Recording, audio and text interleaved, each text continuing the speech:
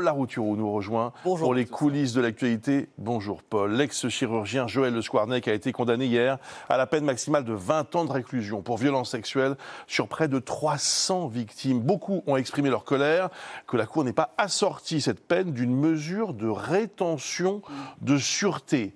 Vous nous emmenez dans les coulisses de ce verdict. S'il vous plaît, ne partez pas. Oui, le sujet dont on va parler est absolument horrible, mais comme l'ont demandé Daniel et Lucien à la seconde où j'ai posé le pied en Bretagne, il faut en parler. Qu'est-ce que vous pensez de toute cette affaire Le Squarnec, vous ? Ah ben on est...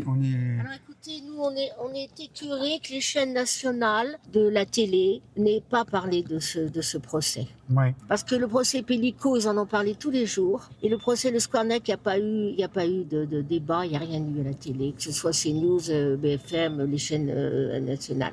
Et ça nous a beaucoup choqués.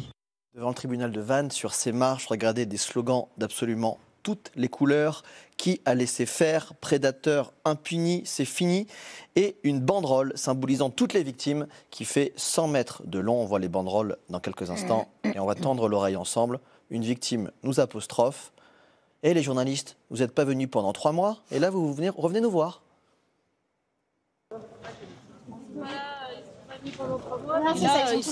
Ça c'est très intéressant, madame. Vous avez raison. Pourquoi d'après vous, on a aussi peu parlé de l'affaire Le Squarnec? Je sais pas, j'attends qu'on nous explique justement pourquoi tout ça s'est passé sous silence. Je suis la maman d'une des victimes, donc imaginez la culpabilité aussi. Parce que parler de ça et dire qu'il y a des changements à faire, ça veut dire qu'on accepte que le viol des enfants existe et les agressions sexuelles en France sur les enfants existent. Et peut-être que c'est encore trop compliqué. La négation permet de faire que ça n'existe pas. Effectivement, au tout premier jour du procès, la présence médiatique était très forte.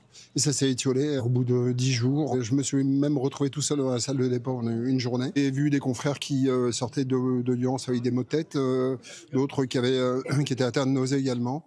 Verdict, 20 ans de prison, mais sans mesure de rétention de sûreté. Finalement, on n'a pas été écouté et qu'on n'a pas été entendu. Il est condamné quand même. Oui, mais il va ressortir. Et ça, c'est pas possible. C'est un déchirement, pas de peine de sûreté, mais en fait, c'est une honte judiciaire. C'est la double peine pour nous, puisque nous, il nous a pris notre vie de fille, de femme, et puis en fait, il peut sortir en 2031. Oui, il y a eu beaucoup de pleurs. Il y a eu beaucoup de pleurs, des cris de douleur. J'essaye de maîtriser ma colère, j'essaye de peser le pour et le contre aussi de tout ça. Parmi les 300 victimes, Mathis Vinet. Il avait 10 ans à Quimperlé quand il a été violé par Le Squarnec, qui a reconnu sa responsabilité dans sa mort parce qu'il s'est suicidé par overdose à l'âge de 24 ans. Dans la salle, il y avait ses grands-parents et son père qui n'ont pas compris ce verdict. Il avait eu la sûreté avec obligation de soins, je l'aurais accepté. Mais là, non. Vous n'acceptez pas? Ah non, non. Tout le monde s'est fait flouer là-dessus, ce procès-là. Les gens s'en vont en pleurs. Voilà. Comment vous vous sentez, madame? Un peu anéantie, pas surprise du jugement. Moi je souhaite une chose, c'est qu'il crève en prison. Moi j'ai perdu mon fils est dans un cimetière. J'y suis allé avant de passer à la barre, je suis allé sur la tombe. Et je peux vous dire, ça fait mal. Parce que normalement, il aurait dû être là avec nous. Si les instances aussi médicales avaient fait leur boulot correctement, si tout le monde avait fait son boulot, la justice dès le départ et tout ça. Mais maintenant, et pour moi, la justice, il n'y a plus de justice en France. La Cour a parfaitement entendu les demandes des parties civiles pour que M. Le Squarnec ne ressorte jamais de prison, mais il serait démagogique et illusoire de leur faire croire que c'est possible. En l'état, le droit ne le permet pas.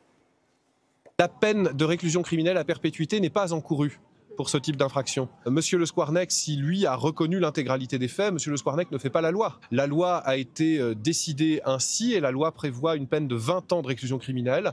Et de manière aussi exceptionnelle, la Cour criminelle a prononcé la peine maximale. Pour aller plus loin, je vous conseille ce vrai bon livre, L'impunie, histoire d'un déni collectif de Marika Mathieu aux éditions Studio Fact. Merci pour ce reportage. Ça dit beaucoup de ce que les victimes et les familles de victimes attendent d'un procès. C'est bien plus qu'une audience, etc. C'est un suivi médiatique, une condamnation exemplaire. C'est très intéressant. Et là, on voit bien que le compte n'y est pas pour beaucoup de familles. Merci beaucoup, Paul.